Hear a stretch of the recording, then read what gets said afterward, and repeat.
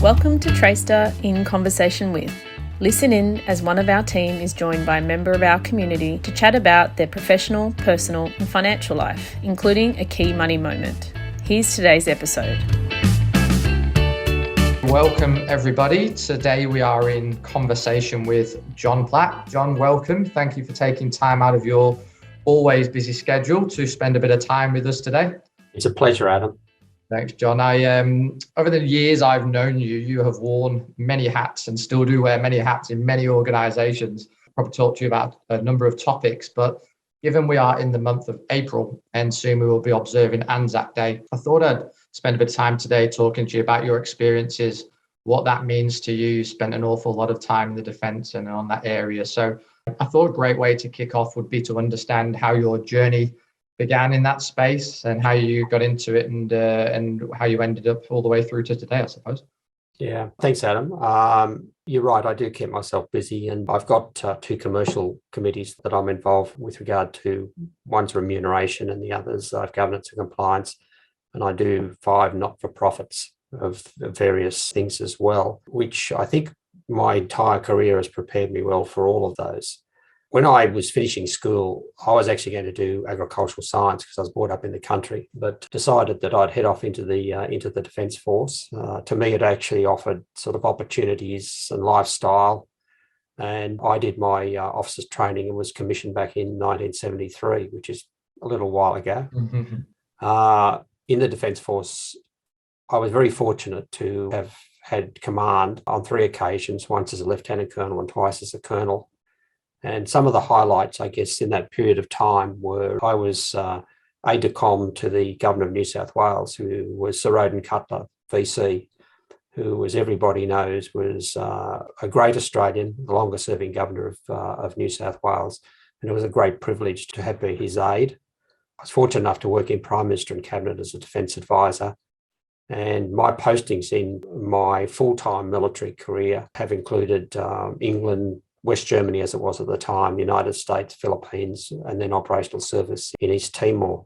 I left the Defence Force in 2001, and was in business. And then they asked me to come back and command again, which I did. And then as a part-time officer, I stayed on as the Chief Safety Officer for the complex exercises.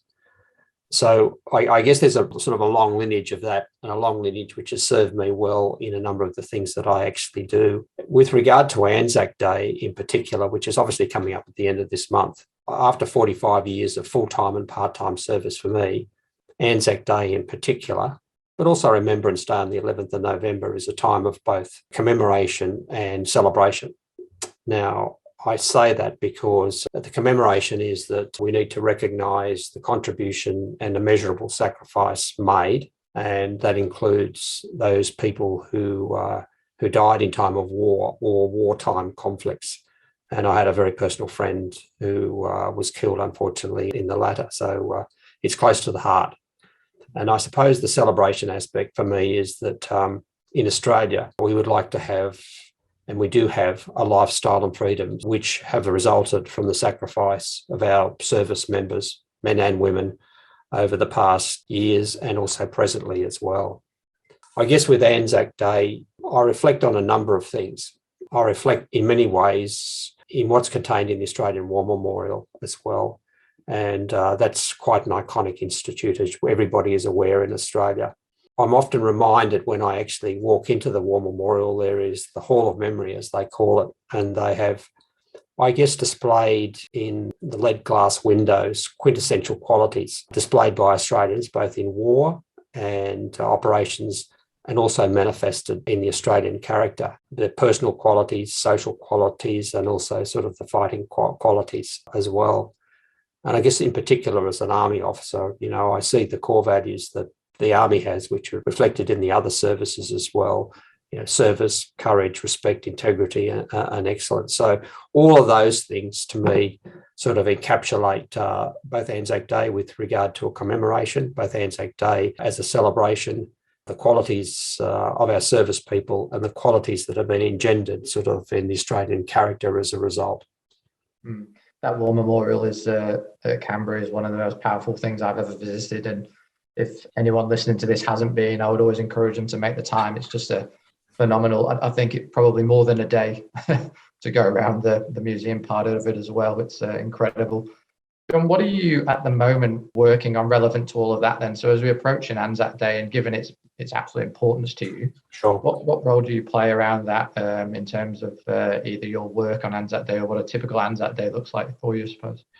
Yeah, look, there are a number of things that I guess I become involved in personally. Is that going back to sort of the 5 not-for-profits which I'm associated with, is that the first one that comes up is actually on Anzac Day, because one of the directors of the Manly Lifesaving Club, we have an Anzac Day service. The Manly Lifesaving Club and the Manly Surf Club were one organisation years ago. They're now sort of 2 organisations. But we come together and commemorate and celebrate Anzac Day on the beach on the 25th of April at 9 o'clock. And between the both clubs, they lost 37 of the members in conflict. I guess it also shows, if you go back to World War II, the sporting clubs in Australia had an enormous commitment to the First World War. There were just over 300 members of Manly Lifesaving Club, for example, and something like 290 actually signed up. So we shouldn't forget those members of that particular club. That's the first thing that I'm involved in. The other aspect that I get involved in is Vice President of the Harbour RSL sub-branch, and I get involved with some Anzac Day things, plus other aspects with regard to the RSL organisation, which helps former servicemen and current servicemen. And I guess the other one is I chair what they call Australia Members Northern Beaches and North Shore. And on the 27th of May, which is a little bit after Anzac Day, there is a service which is conducted at North Head each year. And what it commemorates is it commemorates the time, as it's called, when war came to Sydney. And it commemorates basically the time when the Japanese submarines in 1942, at the end of May, or the night of the 31st of May, 1st of June, entered Sydney Harbour. So this year happens to be the 80th commemoration of that. And when the Japanese submarines entered Sydney Harbour, they sunk the Cuttable, which was used as sleeping accommodation, and a number of sailors were actually killed as a result. So the other thing that the Australia Members Northern Beaches and North Shore to do is that we actually put plaques around the place to remember historically a number of our distinguished service personnel. One of them is on Manly Lifesaving Club, which commemorates Squadron Leader John Willie Williams, who was actually the carpenter in The Great Escape, the real story of the Great Escape, not the Hollywood version. Is that right? The other one which we've put up is Cecil Healy. Cecil Healy is the only Australian Olympic gold medalist to be killed in battle. His story is very, very interesting because he was quite an accomplished swimmer, and he went to the Stockholm Olympics in 1912. The Americans, because of an administrative error, hadn't qualified for the final. They missed the semi-final. And he was instrumental in making sure that they had the time to swim. So they swam off in the final, and Duke Kamanahoko from Hawaii beat him. And Cecil Healy came second, but Cecil Healy won gold in another event at those Olympics. But importantly enough is that the Duke and Cecil Healy became good friends, and Cecil Healy invited Duke Kamanahoko to Australia. Then the first exhibition of surfboard riding occurred at Freshwater Beach as a result. Wow, what an incredible story. So Cecil Healy went to the First World War, and unfortunately on the 28th of August 1918 he was actually killed in battle. And as I said, he's the only Australian Olympic gold medalist to be killed in battle. So that's the other thing that I guess related to Anzac Day, our military heritage. The one we've actually done this year is Charles Ulm, and everybody will remember Ulm because Ulm and Kingsford Smith had a distinguished career in early aviation. Well, Charles Ulm decided he would go to the First World War, but he was underage, so he changed his name to Charles Jackson, and at the age of 15 headed off to Gallipoli, was wounded, came back, probably scolded by his parents. And then they said, well, if you want to go back, you actually go back under your real name, by which time he'd reached the required age. He went back onto the Western Front. He was wounded again. When repatriated in the United Kingdom, he had an ambition to fly, and he and Charles Kingsford Smith obviously had a number of epic flights together. including the first flight, of course, from the United States to Australia. There are a number of other plaques which we've actually done as well as part of Australia Remembers Northern Beaches and North Shore. So it's all, I suppose, tied in when we go back to Anzac Day, is not forgetting our history, not forgetting our heritage, and making sure that all generations actually sort of have an appreciation of what's occurred, which has made Australia today. Yeah, some incredible stories there of the comrade, Yeah, and people from all walks of life being involved. Especially back then. Do you notice at the moment there's a challenge for you to make sure that modern Australians or the next generation are able to be well informed about the history of that and the relevance of it?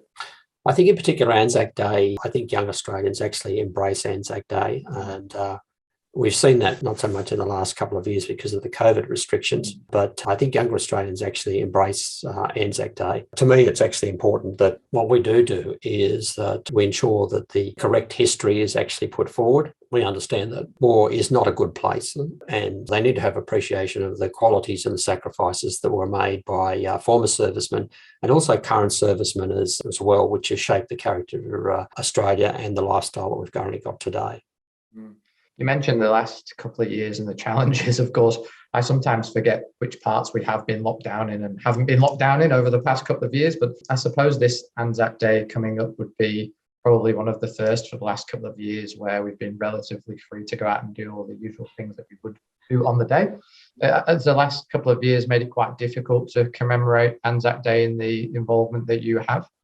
It has, because we've obviously always complied with the COVID restrictions. But what we've actually done, the one that's sort of involved in particularly on Anzac Day, is that we've restricted the numbers. We've actually put out down at the Manly Lifesaving Club 37 candles to commemorate those that actually lost their lives. And when people were walking past, actually, they were very moved by the 37 candles, because when you actually line them up, you actually sort of realise how many people from one organisation were actually killed in battle. And it's very, very moving. The normal service that we have on the beach, of course, did not occur over the last 2 years, and we're hoping this year, subject to weather, of course, it will stop raining at some stage. It'll be back onto the beach. Otherwise, we actually move it into Manly Lifesaving Club. And each year we get a guest speaker, and supported by current servicemen. Last year it was from HMAS Penguin at Mossman, who provide the servicemen, and this year there's one from Victoria Barracks at Paddington who will be the guest speaker on those days. There's a number of members, for example, of that club that actually are serving, so they get involved in the Anzac Day and assist the old Colonel run the day. We'll pray to the weather gods for you. I hope it's a bit drier by then. Yeah. I know that through the things you've talked about so far, and a lot of involvement that you have, it comes from a place of wanting to help and wanting to be involved in things. It's obviously quite rewarding, and you devote a lot of your time towards it. Over the course of your journey and experiences, what are some of the more rewarding experiences you've had around particularly the space of Anzac Day in your career? Look, I think what's important with Anzac Day, as I said, is the history, the message, getting younger people to understand the significance not only of Anzac Day, but of actually all of our servicemen who've actually served, and to realise that the thread there is through the character when, Australians actually have been in hardship and what that has actually brought to the Australian community. I guess there's satisfaction in that, and I guess there's satisfaction, as I said before, with the other things that I do, such as ensuring that the plaques actually go down in various places where people can walk past them and say, well, who is this person? Who is this Cecil? Who was this Cecil Healy? What did he actually do? Wow, he was the only gold medalist that was actually sort of killed in battle. He was instrumental in bringing Duke Commander Halcock to Australia for surfboard riding. Oh, I ride down at Manly Beach regularly on my surfboard. I didn't know that. And then what we do with the plaques is we have a little QR code at the bottom of the plaque, so they can put their phone on and they can actually go back to further reference material and read more, which they wish to. So I think the history side of those aspects is important. And I think also that through the RSL organisation, which I'm only a recent member of, by the way, is that looking after our former and current service personnel as well. Obviously, that consumes a lot of your life and time now, and you touched earlier on your career and how you moved through the defence and now do the work that you do. When you did transition out of work, what was the driving point around that? You mentioned earlier you've got some involvement in business. Often we see that military people take their vast skill sets into business. Was there a trigger point or a certain moment that carried you through to that, or was there just a genuine want to start to branch out? Yeah, look, we came back to Sydney in 2000, and my wife Sally, as you know, Adam, is medical, and she wanted to sort of continue her career. The next opportunity for me was probably to, after Sydney, was to go to Canberra, which I can't say was my preference over Sydney. So it was time to actually make a change, and I did that. And fortunately, I guess that there were a number of lessons that were engendered within me that actually sort of helped me do the transition and also go into business. And there were a couple of sort of medium-sized companies that I was the CEO for, and then as you're aware, actually went onto the board and committees of other organisations. I had a bit of a philosophy that to me business was about the 3 M's, as I call it, the 3 M's. And to me, the 3 M's are men, money, machines. Now, that may not be the most politically correct statement we can actually make in this day, but what it actually means is that 3 M's. First of all, the M, which stands for men, is actually about human resources. You've got to look after your people. You've got to ensure they feel value. You've got to ensure that they have a clear understanding of what the business is about and what their job is about. The money aspect is about ensuring financials are good and planning for the future. And also associated with that is what the business's appetite for risk is. So that's the money equation. That's M and M. And the third M is machines, which is basically making sure that the infrastructure of the business is suitable for the task, both current and future. To me, actually, if you've got those three things right, then you've got a lot of things right in the business. So if you take the 3 M's, in many ways, sort of, I guess, in terms, it's sort of a balanced scorecard. To use the term, it's a balanced scorecard. The bottom line is important, but sometimes other and less intangible factors are just as critical, such as good governance, morale of your staff, and customer satisfaction. And if you don't have that balanced scorecard in the equation, then you find that the business may not prosper as well as it actually should. So those are the things that I sort of found that I had, which helped me do the transition. Doing the transition, you should always listen to other people, because CEOs don't have a mortgage on good ideas. Often your staff can provide you with the best ideas. Given that, and you've probably applied that framework across a number of areas, what is some of the best advice or the best people or characters you've come across and you've learned from along your journey? Yeah, I think with regard to setting values, there are a number of people that I respect and valued along the way. One of them I mentioned before, I was fortunate enough to be the aide to Roden Cutler. So that's a person, a great Australian, that's actually sort of set values as well. I guess we always respect sort of people in sort of the business sector, whether it's, listening to Warren Buffett, for example, and so forth. I guess the values that I respect are ones which actually make sure that balance, as I said before, is actually in there, not only sort of running the business, the MMM, but also the balance scorecard is to make sure that your staff are well looked after, the governance is there, and the customer satisfaction is actually there. And along your journey, are there any standout decisions you made based on that advice you've received or things you've learned along the way that you look at and either think about a little bit or pivotal moments in your life? I think the critical thing has always been to listen to people.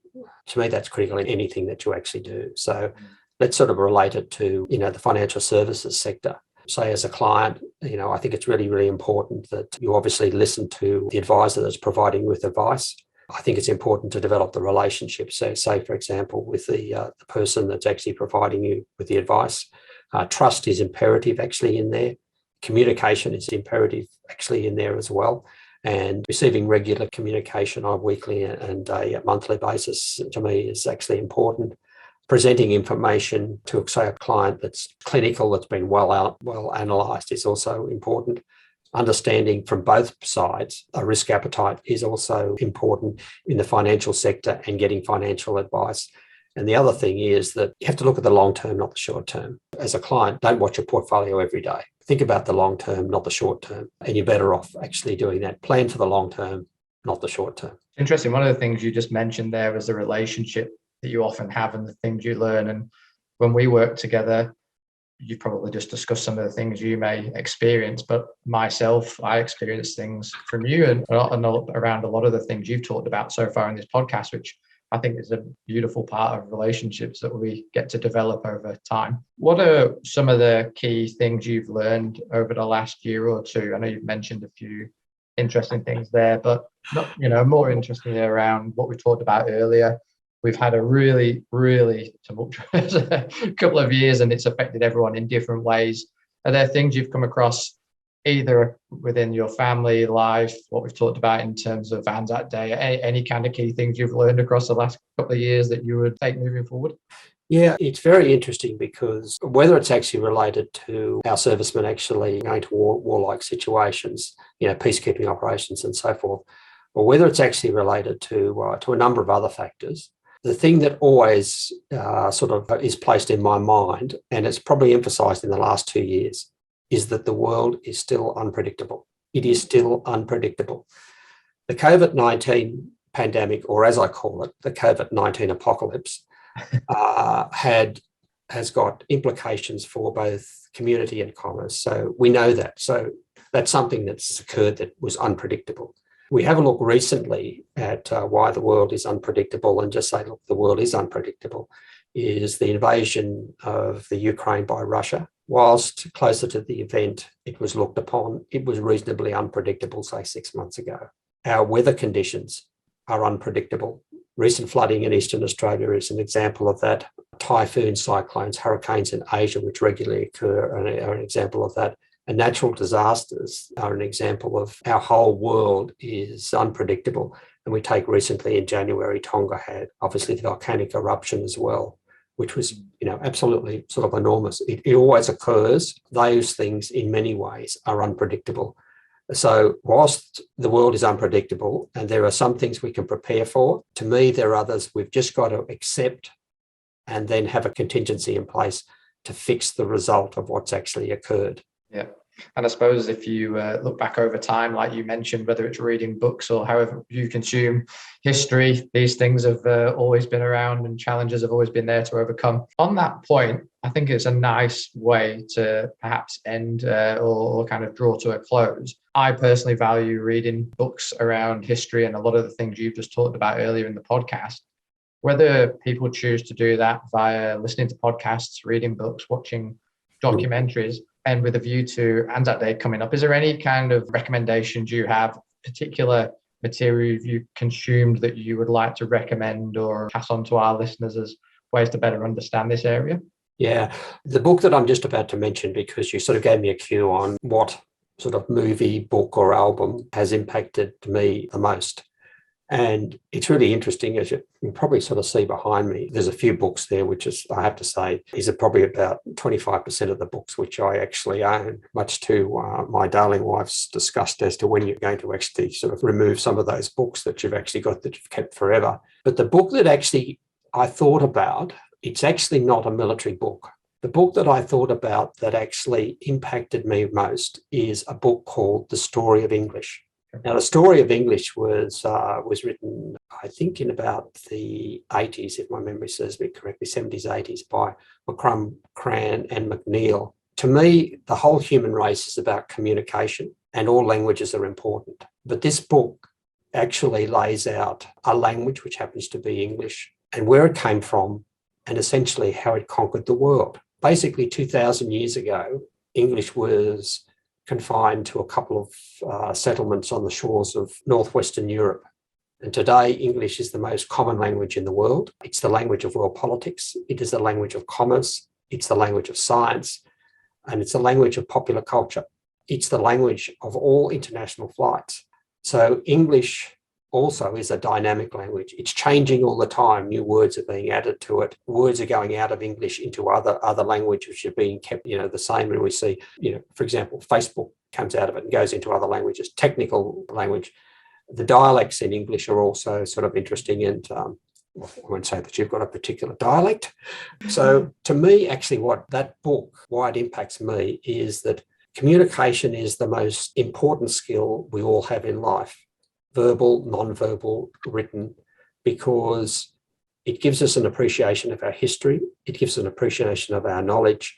and it gives us an appreciation of the future because we learn from lessons, and also it involves innovation. So that might surprise you, Adam, that I haven't selected a military book as the one that impacted me the most, but one that relates to communication, one that relates to language, and one that relates to a language which is worldwide, which happens to be English. And the book is The Story of English. Well, it was not the answer I expected, but it's certainly an interesting answer nonetheless. So I suppose it does still draw back to the values you've talked about a lot as well, which have obviously touched your life a lot in your career as you move through. So it does make a lot of sense in many regards. Thank you for your time, John. I've been fascinated listening to some of the anecdotes and stories and things I've learned that I didn't know before over our many conversations. So thank you so much for devoting your time, sharing your experiences with us. It's been an absolute pleasure, and I know people will enjoy listening to them. And I wish you all the very best for upcoming Anzac Day, and I will pray to the weather god for some sunshine for you. Thanks very much, Adam. It's been my pleasure. Pleasure. I'll speak to you soon. Thank you, John. Thanks, Adam.